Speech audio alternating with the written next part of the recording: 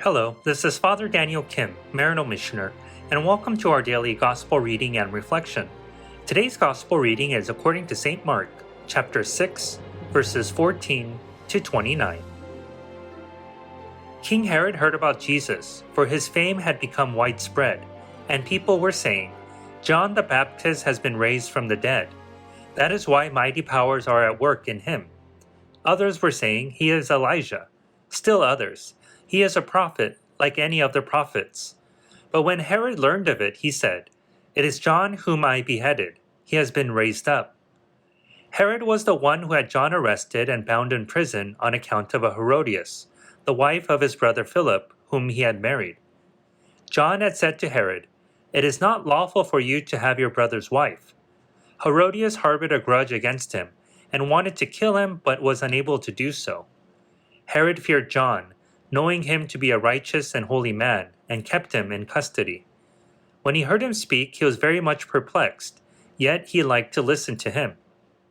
Herodias had an opportunity one day when Herod, on his birthday, gave a banquet for his courtiers, his military officers, and the leading men of Galilee. His own daughter came in and performed the dance that delighted Herod and his guests. The king said to the girl, "Ask of me whatever you wish, and I will grant it to you." He even swore many things to her. "I will grant you whatever you ask of me, even to half of my kingdom." She went out and said to her mother, "What shall I ask for?" Her mother replied, "The head of John the Baptist." The girl hurried back to the king's presence and made her request. "I want you to give me at once on a platter the head of John the Baptist." The king was deeply distressed, but because of his oaths and the guests, he did not wish to break his word to her. So he promptly dispatched an executioner with orders to bring back his head. He went off and beheaded him in the prison. He brought in the head on a platter and gave it to the girl. The girl in turn gave it to her mother. When his disciples heard of it, they came and took his body and laid it in a tomb. The Gospel of the Lord. Praise to you, O Lord Jesus Christ. We come across today the events that led to the beheading of John the Baptist. John was imprisoned by Herod, but we hear from Mark that Herod did so reluctantly, and was even more so when his hand was forced to order his execution. We can also surmise from the text that Herod granted John audience multiple times during his imprisonment, because Herod, although perplexed during his conversations with John, liked to listen to him speak.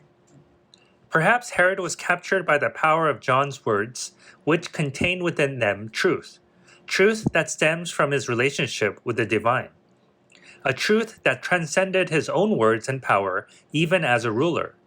And maybe that is why he felt so perplexed, because although John was imprisoned, perhaps his inner power and freedom began to illumine the truth that, in fact, Herod was the one trapped and rendered powerless by the constraints of the ego-driven world, which proved to be the case as we saw how helpless he was at his own banquet.